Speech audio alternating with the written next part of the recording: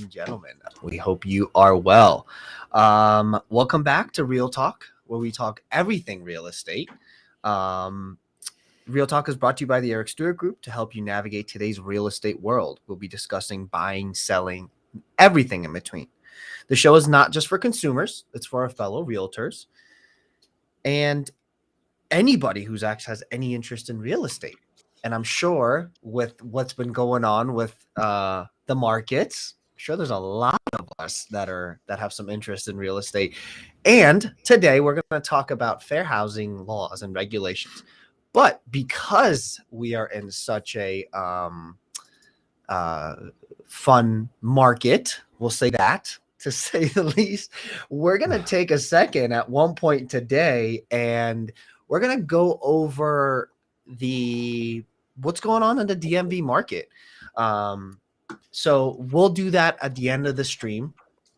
As always, if you guys have any questions for us, feel free to drop it in the chat wherever you're looking, or you can email us at marketing@ericstewartgroup.com.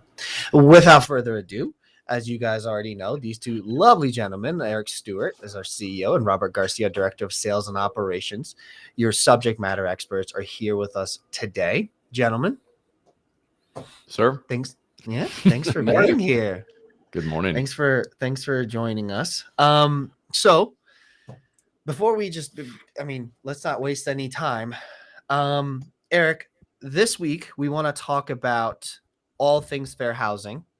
We're going to talk about something that we call love letters to sellers. And as two listing agents, I'm sure you've seen a lot of that. And then we're going to talk about the recent GCAR regulation changes that they made for financial disclosures. So just a reminder, we're not lawyers, we're not accountants. So whatever you hear is just our opinion.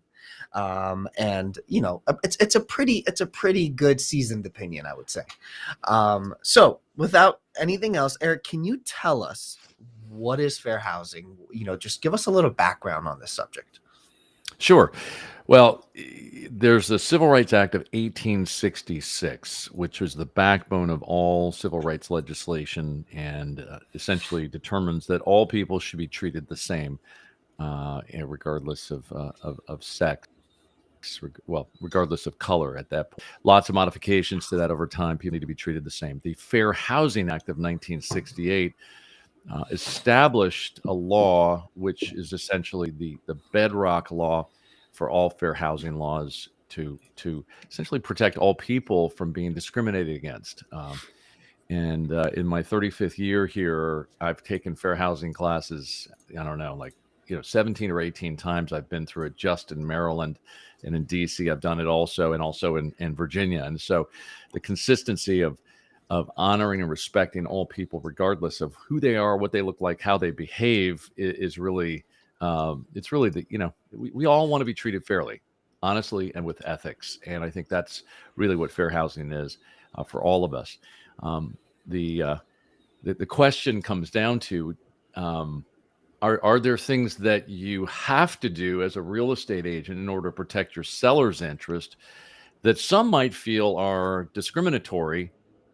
Whereas I would say it's really more a question of having the discernment as a result of the information, being able to make a good decision. For instance, is a love letter something that, because it's coming from this family, is writing this love letter as a part of their offer, does that give them an unfair advantage in communication to a seller? I think that's the question for today. And then the GCAR, by the way, stands for Greater Capital Area Association of Realtors, has established that a financial information sheet, which is how much somebody makes, where they are employed, how long they've been there, whether they have any judgments, lawsuits, liens, anything against them, that kind of thing, that should no longer be a part of the consideration, that we should strictly look at a pre-approval letter or an asset letter as a way of deciding whether we'll accept one buyer or another, as a way of evening the playing field for all buyers.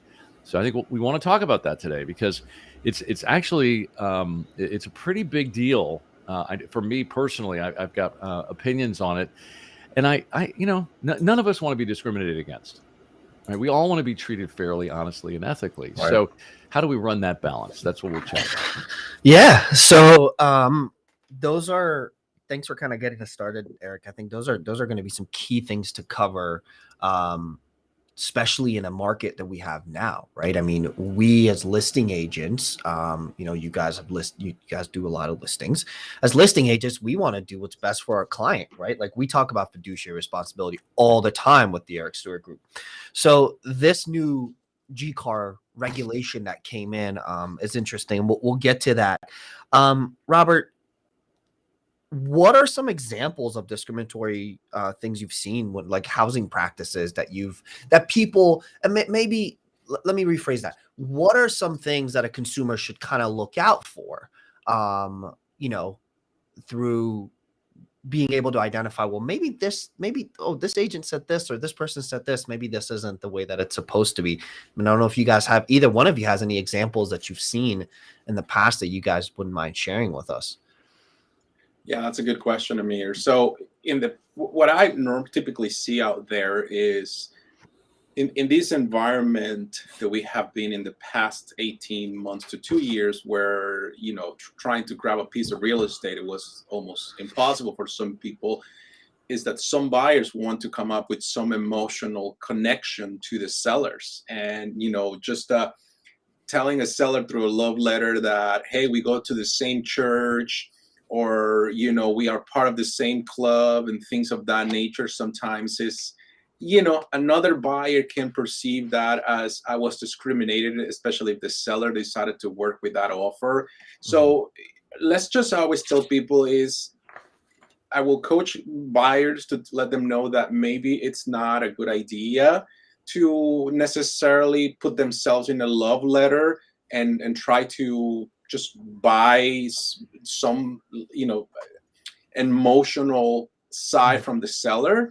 But I always tell people, but you can actually tell the seller what a nice job they've done with that kitchen. They put, at $120,000 kitchen with a beautiful, Lazy Susan or some stuff like that. You could compliment the seller on the house, because that's exactly what they're buying, but not necessarily try to find an emotional connection. Like, I remember that, one day I saw a letter that came in that it says this buyer was saying that, hey, my kids and your kids, they go to the same church, we're doing these things and like that.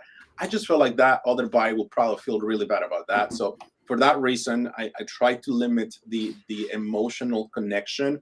And if you want to compliment the seller, let's do it more on the house itself, to value what the seller has done with the property and how lovely it is. That's it. That's just generic comment. It's more about the property. And I'm going to tag on that. And I think you're exactly right.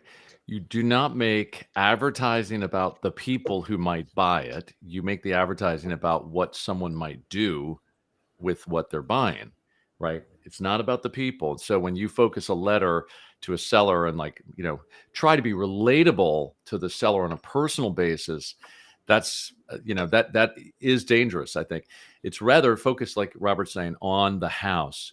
I love I love your backyard. I love the flatness of your yard. I like, just admiring the qualities of that. But, but as listing agents, you guys, you've seen this for many years, right? You guys get all these offers that come in. When you're sitting with your seller, how often is it that seller's making a decision based off a love letter, right? Because everybody's in it. I mean, listen, at the end of the day, you're selling the biggest asset you've purchased, right? So you want to net positive in this. So when you guys sit down with your clients, Eric, like when you sit down and you're presenting offers, how often are you really just showing like, well, look at this love letter or look at this thing, right? Not so often, correct? No, not that often. Mm-mm. And then, so what do you, to kind of like piggyback off what we're talking about now, like, what do you guys really sit down? Like when you're sitting down and presenting offers to your clients, what are some of those key aspects you're going after? And buyers, if you're listening, these are good things to remember, because these guys are, these are the listing agents you're presenting to. Well, I think the letter is a sure sign of motivation, right? When someone is trying to connect, whether or not you consider what's said in the letter or you don't, having the letter says, okay, this person's going to do whatever it takes to try to get this house, especially in a multiple contract scenario. fine. However, in order to be fair with all parties, we call for offers at a specific deadline when we're in a multiple contract scenario, and everyone has that deadline to adhere to and submit their terms. Mhm. This year, I presented offers without the letters because, frankly, I didn't want the sellers to be moved by something specific when, as their agent, my job is to help them financially discern capability, and motivation is clear because everybody wants that house, right? The motivation, fine. This person really wants it. I think we can probably get that price from them. This is my Right. advice to the seller. But you have to be consistent, and that's the key. That this is the key to avoid discrimination. Treat everybody the same, regardless. And so, yeah. Awesome. Robert, what about for you? You know, you've and so does Eric. Eric works with buyers and sellers. Robert, I think you do a little bit more than Eric does from both perspectives, right? From a listing perspective or a buyer's perspective. What is it that you found to be successful? I mean, listen, this is kind of outside of the talk of like fair housing laws and regulations. Now we're kind of trying to get into the as you can kind of tell, I'm trying to segue us into like the offers and stuff because I want to talk about the love letters a little bit more and how we could, make sure that you can still, what Robert said to talk about, but what to leave out potentially. But for your perspective, Robert, when you're seeing those contracts come in, right, from a buy side and a sell side, what are some of those things you look for? So in terms of, love letters, it's something that I tend to just not to present to a seller client. And if I'm on the other side representing a buyer, I always tell my clients that most likely the love letter will be removed from the offer, and it may not have any point. But I said, rather than just put in effort in a love letter with a nice picture of the family of the couple, the individual, let's probably make it more about the strength of your offer, and let's concentrate on the offer. Let's concentrate on your credentials. So like, I always look for things like who has the person putting the most amount down for down payment, right? Number one. Two, it will be the earnest money deposit, who's putting a really nice and high substantial earnest money deposit, the length of the contingencies, home inspection, financing, appraisal, radon, you name it. We've been blessed in these last 18 months that those home inspection almost I don't ever see a home inspection anymore, but there's some other contingencies. Of course, while we're going to concentrate on also putting, a short settlement date, are we waiving the financing?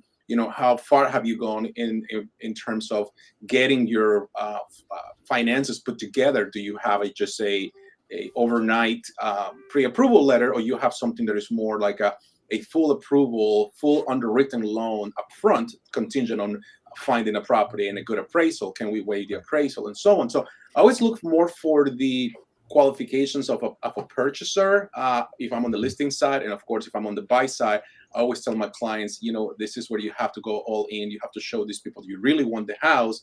And I said, at the end of the day, a letter that you can write with a lot of love words and just doing things about who you are and so on, means nothing to a seller potentially, because at the end of the day, it's a bottom line. Who's going to pay the most in the shortest period of time? That's where we need to concentrate.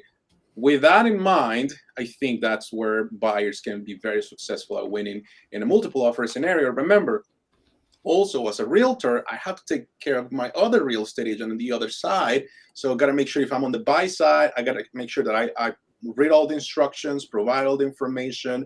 We have a beautiful contract summary email that we can also, I include all my offers to the other agent. So if the agent is in multiple offer scenario, they already have all the talking points for the offer right there in front of them. So I make it super easy. Of course, connect with that other agent to make sure that you're on top of the details, just kind of providing the information to make it as easy as possible, and then just hope for the best. Now, I mean, in this kind of market, I've written offers with people that are paying cash and they still lost them just because somebody else was able to, convince the seller in a different way. But I mean, cash, it used to be a king, but I think with the way the market is going, it's going to be the king again. So just if you're a buyer, you have cash, just I think your chances of now securing a property in the next couple months are just the best. So just be hopeful, be positive. You'll get a house. Well, if you're a buyer and you have cash, the first thing you should do is call us 800-900-9104, because as you heard, we got the systems to make it easy for you to win properties. So Mr. Garcia, you kind of segued us into what's going on in the market. In a little bit, I'm gonna put up some graphs, and we'll kind of I'm gonna just have you guys talk through this, right? Both Eric and Robert, just kind of give us your perspective on it. It's a crazy market. The Fed could potentially hike up rates. I heard, what is it, 3/4 of a point today. Interest rates are looking upwards of 6%. You know, there's definitely fear out there, right?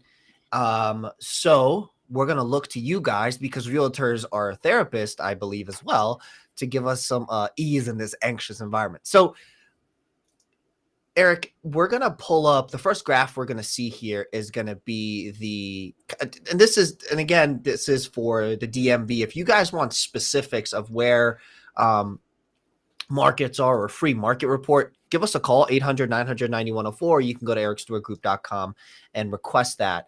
But Eric, can you just take us through what we see here? And as you see, I went back to 2019 here, and these are all closed sales in the greater DC area.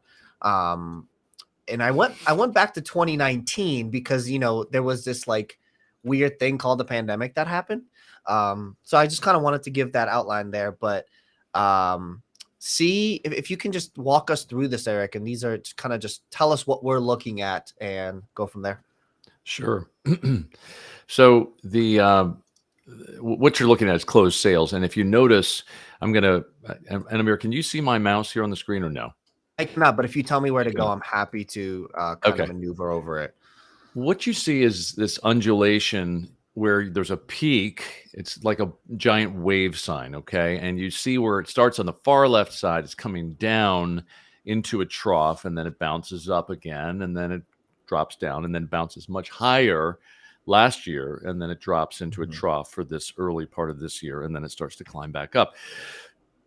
What this tells us is at least two very important things. One is that the number of homes that we sold last year was greater than the year before or the year before. And inventory was so tight because homes were selling so quickly. So the houses were selling fast, which kept the inventory low, and yet more houses sold altogether. So the this 2020 market, where you see that massive peak of settlements in June, that's every year with the exception of the pandemic year of 2019, where it was July. Every year, the most houses settle in June each year, which is houses going on the market in April and May and maybe early June that still settle in the month of June. And we have just seen a tremendous number of our transactions go to settlement, and prices achieve their highest, which we'll cover shortly, I think. So what I'm looking at here is just the consistency of a market that always does the same thing. There's a period of time in December and January where there's a capitulation. The number of houses that are actually selling drops off as folks are focused on Thanksgiving, Christmas, Hanukkah, et cetera, and then into the new year, and then it picks up again. Awesome. Yeah, as you can see, I mean, you kind of see the consistency here, like this, you know, this December, January, February timeline. Robert, just so we're clear here, I mean, it takes a property, it takes a, you know, a house, it takes like 30 to 40 days to close, right? So essentially all these numbers that we're looking at here is for kind of the month before, correct? Correct. Awesome.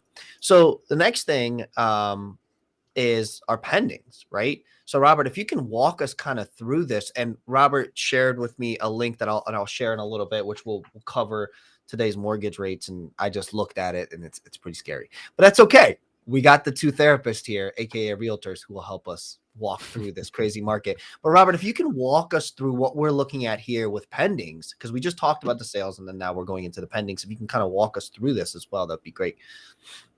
So yeah, this is basically just how the rate of absorption it basically works in a market at any given time.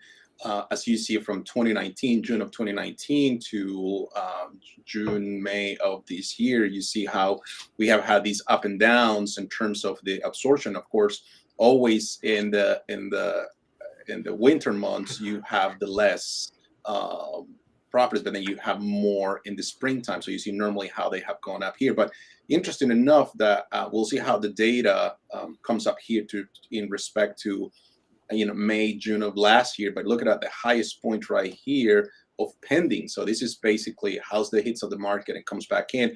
It is my understanding that right now the rate of increase per week of new homes hitting the market is 3%, and the absorption rate it's less than 1%. So that new 3% that comes on the market, less than 1% will go under contract, and then the other 2% plus will probably sit on the market for a little bit, and until either there is a price adjustment on the property, or the right buyer finally decides to come over. And I think Eric, you've been looking, you started to do some price adjustments on some properties that kind of like did not go through the first wave of buyers and the rate of absorption, correct? Correct. And and primarily because we saw another huge jump in prices. I mean, 10%, 11%, which, on a $1.4 million home, now it's 1.54, right? I mean, it was a big jump while we saw rates jumping, and the cost on a monthly basis for interest rates has gone up by 25%. So the same amount of money borrowed in December versus now costs you monthly 25% more every month. So you've got that big jump in the cost of money, and then the cost of the house also went up. And that's what it was. And buyers were anxious as the market was starting to change back in March. We saw interest rates climbing. Rates, went up to 4, and then they 4 1/8, 4 1/4, 4 1/2, and they're just climbing. And so there's fear of losing an opportunity to get a low rate that's driving that. At the same time as there's a fear with the lack of inventory. We still have a lack of inventory. This is the strangeness of this, is that we've got higher rates, we've got lower inventory still, and we're finally seeing pushback on pricing on not every property. I mean, I've just sold properties with multiple offers in the last couple of weeks, but definitely have had to make several price adjustments in order to bring the price away from where our peak was. So peak pricing is past. How about that for alliteration? Peak pricing is past. Say that fast 3 times. Peak pricing is past. Peak pricing is past. Peak pricing is past. Woo. Okay. he was a theater major, so I'm gonna say, and he's a singer, so he can figure this out. Oh, thank you very much. Yes. So drop $1 in the jar on your way out the door. Yeah, there you go. Or you can Venmo us. That's a new thing, by the way. Right. Oh, really? I'm not Get that with the old. times, Okay. Eric. Get with the times. So so I inventory is tight still, but prices have to be corrected into the market that we're in now. Yeah. And then the last thing we see here is exactly what Eric just mentioned, which is inventory is tight. I mean, and you guys can see these are the active listings as things are going down. So Eric, if you want to take a quick 30-second, Sure. and Robert, you as well, to kind of just give us your thoughts on this graph here. Okay, so what's fascinating is you see that from the left-hand side, you see this drop from 15,000 homes on average going back 3 years ago at this kind of slowest time of the year, and then it drops into that January time with a capitulation, which just means kind of like everything falls off. Inventory falls off as people pull their houses off the market, and then we come into 2020. And we don't see the normal rise in 2020 in inventory. We actually see inventory fall all year long as buyers are taking advantage of these incredible rates that we had, as the Fed kept the interest rates low. Banks were lending money at 2, 2.5, 2.25, 2 3/4, 2 7/8%. So money is free, it's easy. Houses are going up in pricing, and you see that inventory drop all the way into March of last year. And then you start to see it climb for the rest of the year last year, which is very typical. And that's what happens is inventory falls into January, and then it starts to creep the rest of the year, and then it falls again. And you can see how it fell from November, December into January of this year, and it's been climbing back up. The fact is that we're still, we're looking at March, April, May. This is reporting May, and it's still low. I think June's going to be probably pretty close to May because there's still not that much inventory coming on the market. Look around, don't see a whole lot of signs around. So that's what it says to me. Yep. For you, Robert? Yeah, just basically the same. It's just I think these the market it's definitely changing. Inventory is not what it used to be. I was having a conversation with one of my agents here in the team that back in January of this year, we had a little under 600 homes for sale in the whole Montgomery County. Like, I mean, that's just probably worth 2 weeks of inventory. As I said previously, about a 3% increase every week in inventory. We are now passing 1,200 homes for sale here in Montgomery County. So you see that number to continue to grow, and that's going to be reflected in the graph. So this graph probably it's going to look very different, 3 months from now compared to what we have been seeing so far in terms of inventory. Yeah. We'll see, Robert. Are you willing to put a little money on that, Robert? I'm willing to put money on that. Let's do it. Let's do it. I'm willing. Yeah. Okay. Throw it down, man. Throw it down. Well, Fairfax, Loudoun County, Washington, D.C., PG County, all the county, everything around here is similar to what Montgomery County was, and just in terms of tightness. And now there's an increase. We'll see. I honestly, Robert, I just don't know that there's going to be that much more inventory. We will see houses, prices. What's going to happen is sellers are going to put their houses on the market, hoping to capture a price that they saw people getting 2 months ago, not recognizing that the price is no longer there. And that's going to make it hard for those sellers. And then normally we see this pricing action through the rest of the year as drifting takes place all the way into December. And then the sellers are exhausted because they've been trying to sell at the wrong price at the wrong time. And so market timing is very, very important. We'll cover that, I'm sure. Yeah, I think we're going to see a couple things. Number one is you're probably going to see some sellers that do want to sell, but where do they move, right? Where do they buy a house? And some of the sellers that have been in their homes for 10, 15 years, they probably refi their homes at a 3% interest rate. So now they have a very low monthly payment, and whatever they want to buy down the road is probably going to be more expensive. So you always have that people kind of like on the fence. I think that the numbers are going to be very interesting because if the second quarter does not show that the economy is growing, I think some people are going to probably start to feel like to rethink their strategy. And I think homes are going to continue to come for sale, but some buyers are probably going to have to think twice. And I mean, anybody that it's in the 400,000 to 500,000, I mean, some people over there, that's a pretty tight market right now for some purchasers, and they're the ones that get hit the most. I think that with interest rates about 5.5%, because right now we are over 6%, but with interest rate about 5.5%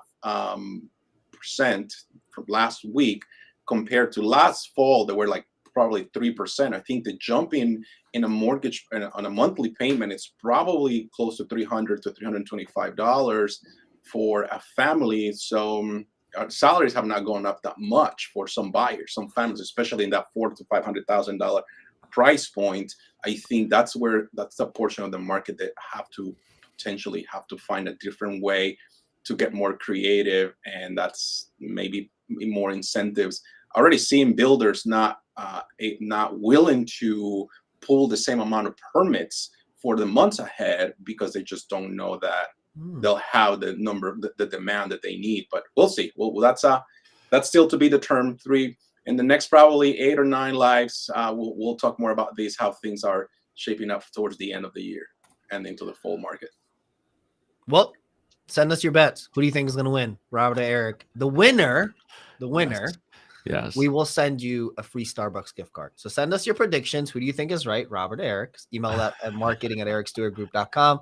Right. And the winner will get a free Starbucks gift card. Coffee on us. Coffee on Coffee on us. There we go. So Robert shared something with me, and I'm going to share my screen. And we had a question that came in from Jim from Facebook, and what he's asking us, and this kind of segues perfectly into what we're going to look at. And I want to hear both of your perspectives. I know it probably would be very similar, but I would still like to hear what you both think. He said the rates going higher changes potential buying power, which is exactly it. rates go higher, buying power goes down. That the balance is there. Maybe describe how that may affect home prices, right? So I'm going to share my screen with you guys. Give me 1 second. I want to, and this is going to be what you're going to look at here is going to be today's mortgage rates. You'll see 30-year fixed, 15-year fixed, 30-year jumbo, 5-1 ARM, FHAs, VA loans. Just so as a reminder for you guys who may not know, an ARM is an adjustable rate. So 5 years of being flat fixed, and then it kind of goes on that way. But let me share my screen really quickly, and you guys should see this. So what you're looking at here is a 30-year fix right now, 6.28. And I'm going to try to make this a little bit bigger, just to put a little bit of perspective. And this is, I bought my house in Olney in 2020. It was about September of 2020. And at that time, a 30-year fix was at 3.28. So, Robert, tell us a little bit more about what you're seeing here. And then this actually segues perfectly into what Jim was asking us, which is, I would love to hear your perspective on what you see here. How does that affect the pricing of the homes because of the buyers' buying power?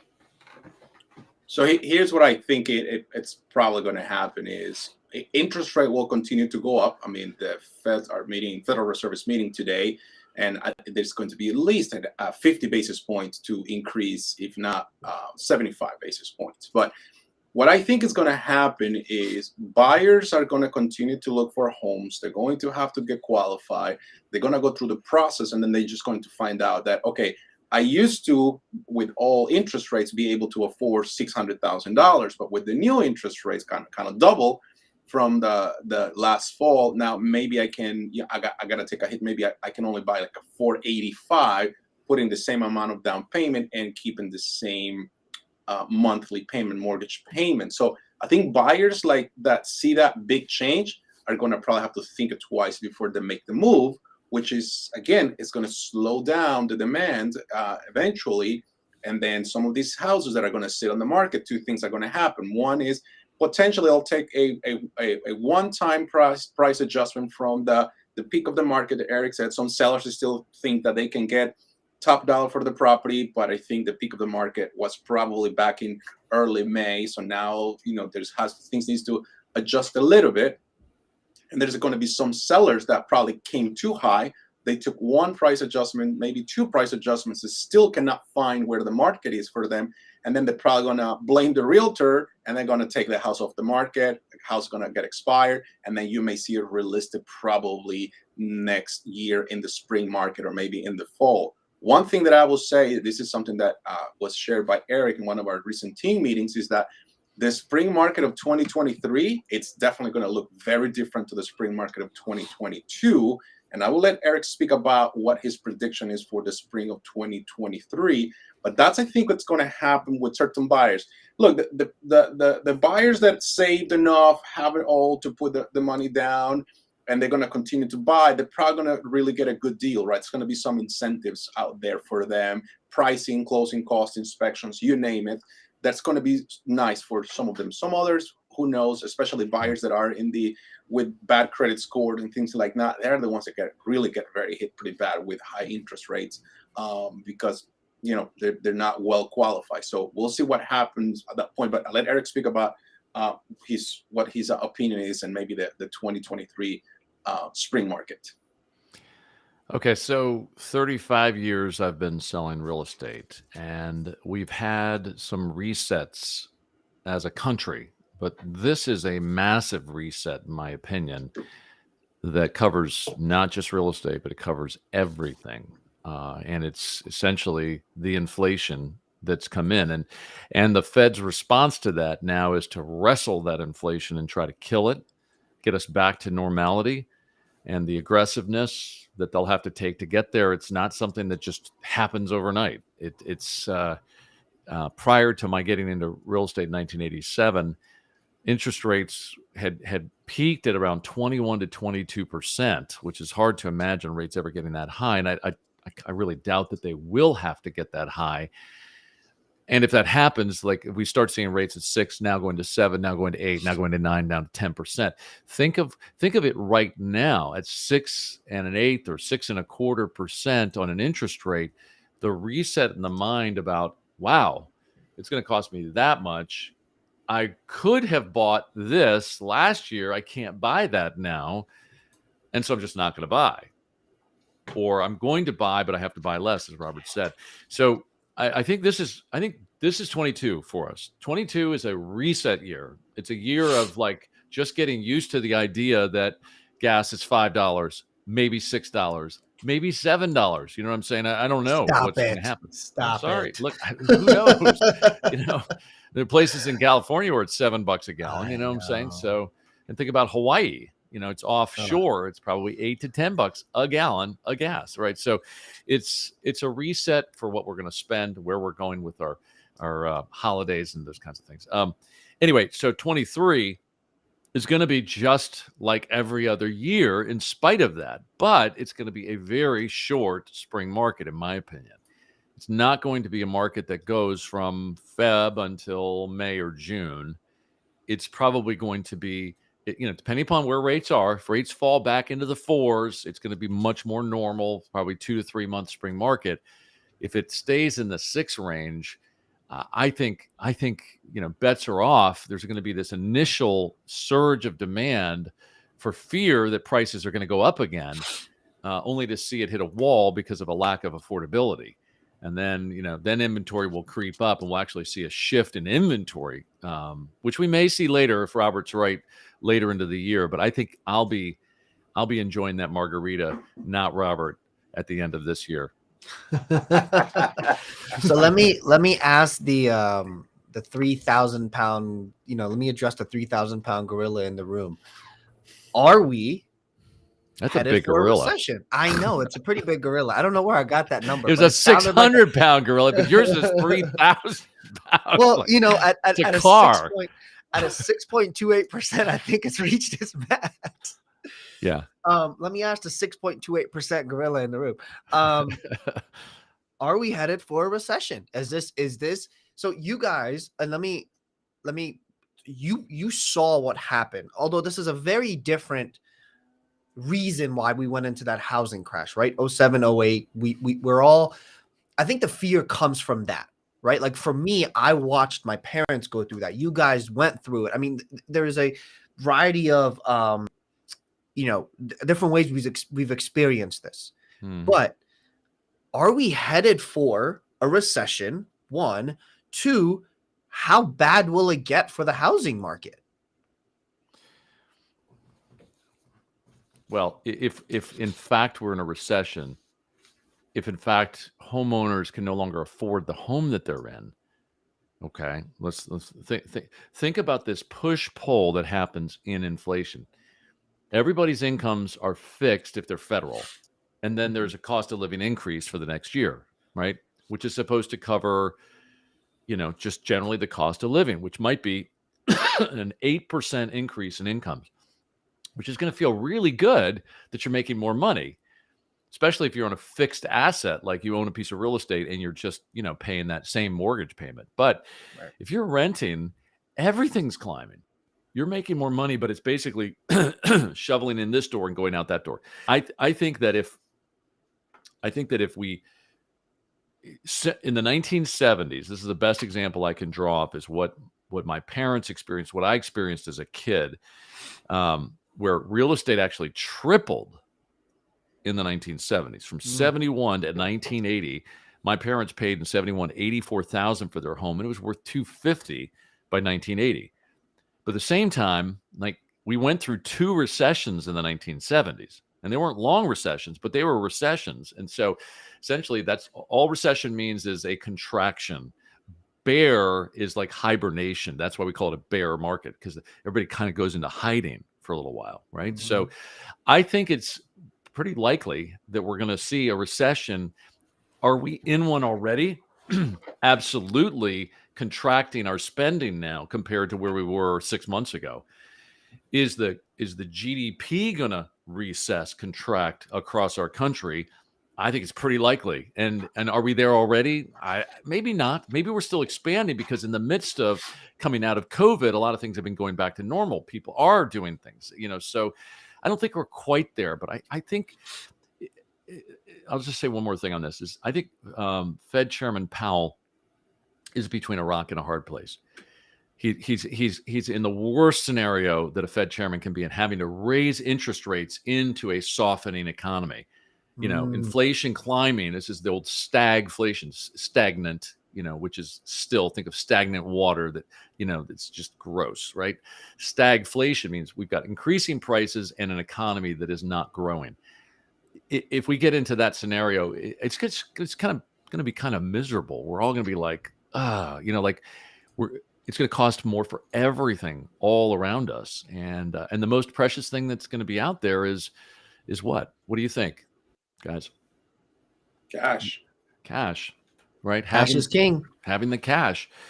So are we going to lock up like we did in 08, 09? I don't think so. Are we going to see people having to sell their homes and that bringing more inventory in the market in a recession? That's usually the case.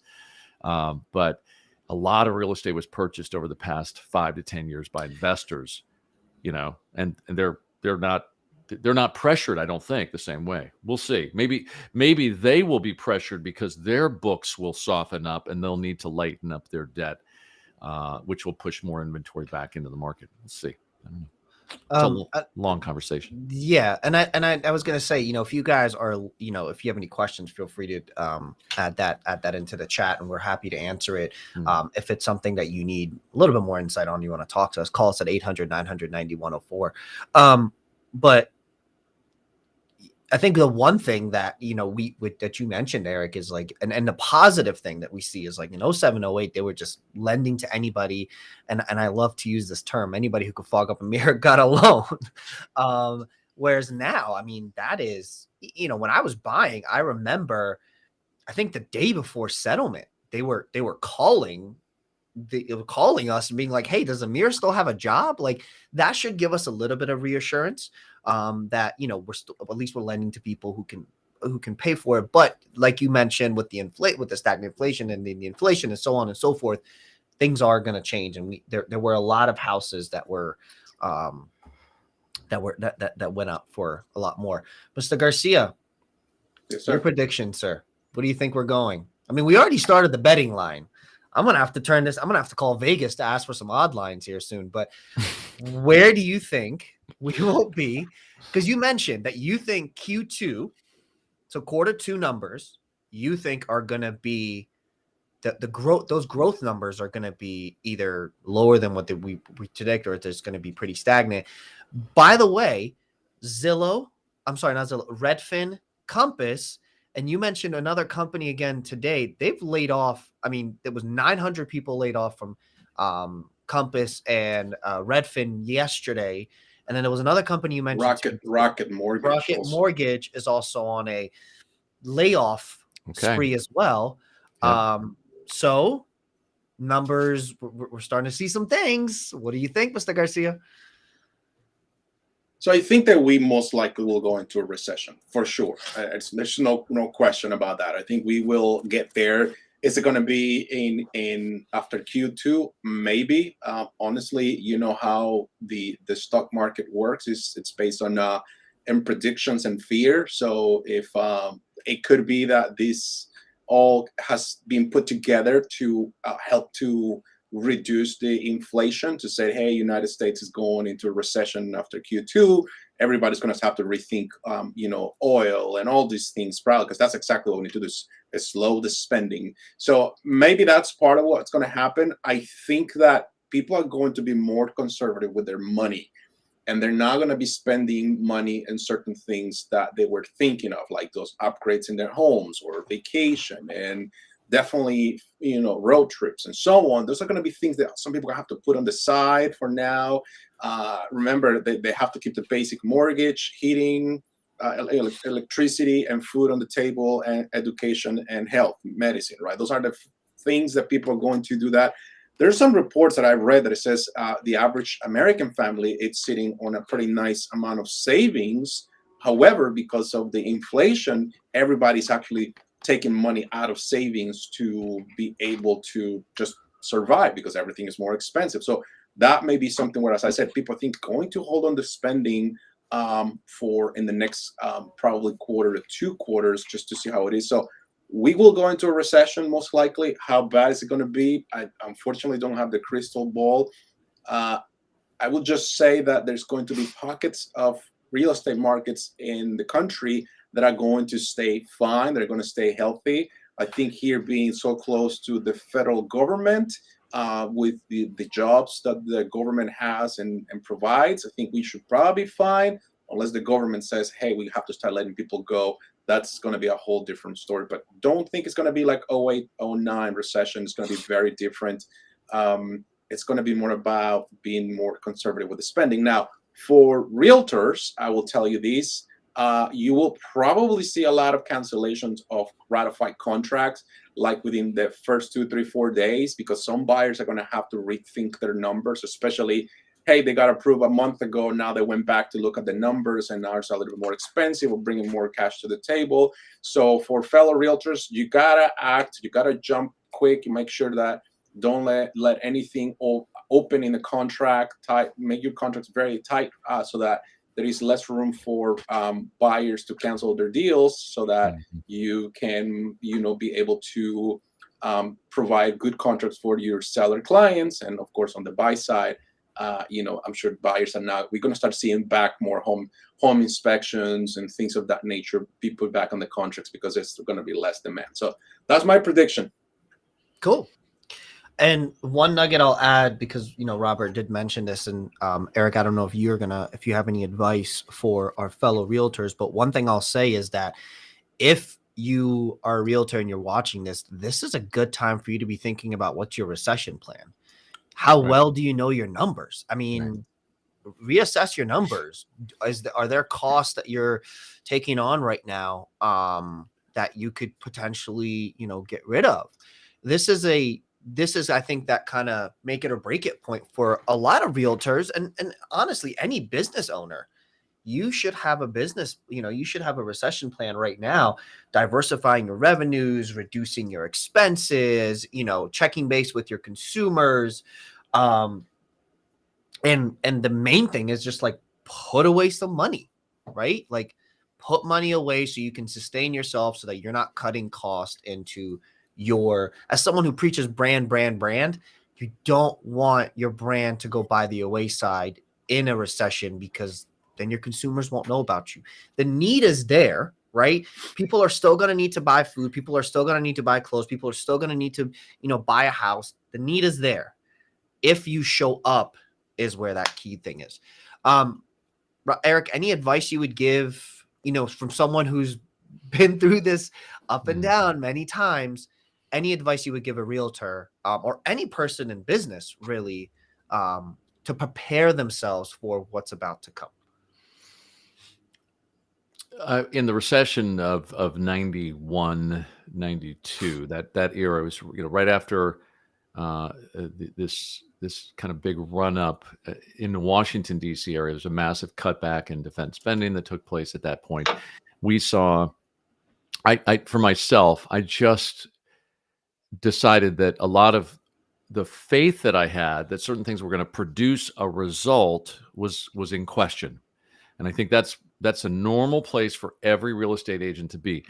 Fear and faith cannot coexist. You cannot act in faith and in fear at the same time. It just doesn't work. So when you know that the number of buyers buying is going to be less, you're going to need to make a correction in what your spend is. This is why companies like Compass, which has been burning $100 million a quarter or something like that. Yep, $100 million hits every quarter. Yeah, I mean, and this isn't against Compass as a company. There's a lot of fine real estate agents at that company that I know, but their spend has been always based on this very easy cash. We've been in a very easy cash position, free spending, and so on. That has just changed. So they've made a correction in their spend. Take note of that. They cut 18% of their staff. Take note of that. That is the professionals at the high level making the adjustment. So look at what your spend is. Maybe look at the things you really don't need to be spending money on and go ahead and make those adjustments right now. Don't wait past June. You do not need to spend money that's not generating. It's like that old story about the tree, and the tree that does not produce fruit, cut it down, right? You want to make sure you've got trees that are bearing fruit. Otherwise, just cut it down, put it in the fire and burn it up and move on to something different. We've been going through that as a team here for the past 4 to 5 months, recognizing that this is probably going to happen. And we're still looking at that. We're trying to find unique ways to communicate like this to you all, that is in touch. And so if you're a realtor watching, I would say get on your social media and communicate with your people, the people and because it's something that's just your time. It's like we've got our time here. We're spending an hour and allows us to communicate with hundreds of folks in one place and really at very little cost. So look at those things. Awesome. Well, I want to thank you both for joining me again this week, and all the insight you brought to us. And I hope that you guys were able to take some nuggets away from our conversations. Make sure you email us, marketing@ericstewartgroup.com, to tell us who you think is going to be the winner of the bet that was made between Mr. Garcia and Mr. Stewart. Winner gets a Starbucks gift card. And I think Eric's pretty confident that he's going to win, but I don't know. Who knows? Yeah. Who knows? Who knows? But we will be back in 2 weeks. In the meantime, if you guys have any questions, want any of our guides. Oh, he took out the cash already. Cash is king. Cash is king. Now Eric's looking for his wallet. There we go. This is why we say be prepared. If you guys have any questions, if you need anything, please feel free to reach out to us at 800-900-9104. We have 2 amazing guides. You kind of see them right behind me right there. The Market Ready Guide and the Right Sizing Guide that can help you in the process, whether you're 1, 2, 5, 10, 15 years away. It fits all of criterias. Give us a call, 800-900-9104, or visit us at ericstewartgroup.com. Gentlemen, thanks again, and we will talk to you guys soon. Bye-bye. Thank you. Bye. Bye.